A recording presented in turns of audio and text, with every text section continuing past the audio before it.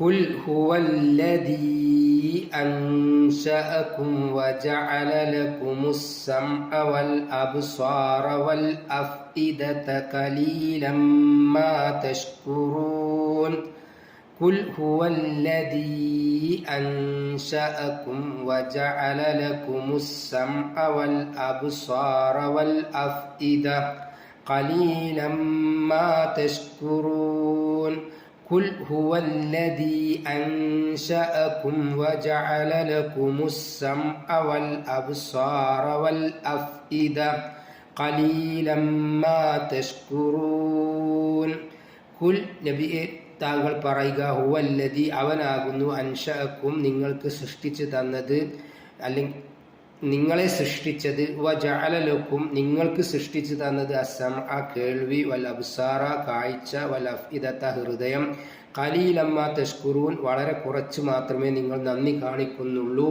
എന്നാണ് ഈ ആയത്തിൻ്റെ നേർക്കുനേരെയുള്ള അർത്ഥം.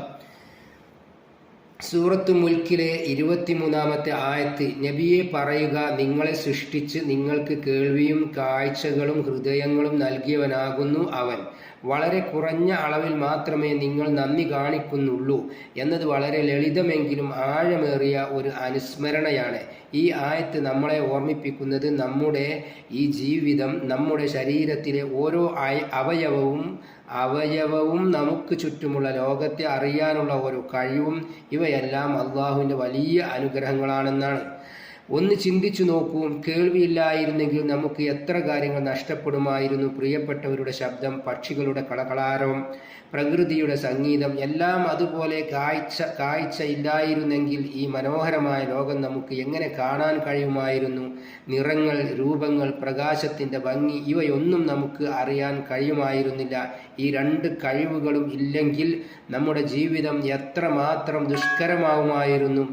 ഇതുകൂടാതെ അള്ളാഹു നമുക്ക് ഹൃദയങ്ങൾ നൽകി എന്ന് ആയത്തിൽ പറയുന്നു. ഇവിടെ ഹൃദയം എന്നത് ശാരീരികമായ അവയവം മാത്രമല്ല, നമ്മുടെ ബുദ്ധി, ചിന്താശേഷി, മനസ്സിലാക്കാനുള്ള കഴിവ്, വികാരങ്ങൾ എന്നിവയെല്ലാം ഇതിൽ ഉൾപ്പെടുന്നു.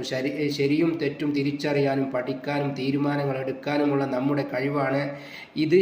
ഈ കഴിവില്ലായിരുന്നുവെങ്കിൽ നമുക്ക് ഒരു നിലനിൽപ്പ് പോലും ഉണ്ടാവുമായിരുന്നില്ല. എന്നാൽ ഈ ആയത്തിൻ്റെ അവസാന ഭാഗം വളരെ പ്രധാനപ്പെട്ട ഒരു ഓർമ്മപ്പെടുത്തലാണ്. വളരെ കുറഞ്ഞ അളവിൽ മാത്രമേ നിങ്ങൾ നന്ദി കാണിക്കുന്നുള്ളൂ. അള്ളാഹു നൽകിയ ഈ മഹത്തായ അനുഗ്രഹങ്ങളെ നമ്മൾ എത്രത്തോളം ഓർക്കുന്നുണ്ട്, എത്രത്തോളം നന്ദി പറയുന്നുണ്ട്. പലപ്പോഴും ഈ അനുഗ്രഹങ്ങൾ നമുക്ക് സാധാരണമായി തോന്നാം, എന്നാൽ അവ എത്രത്തോളം വിലപ്പെട്ടതാണെന്ന്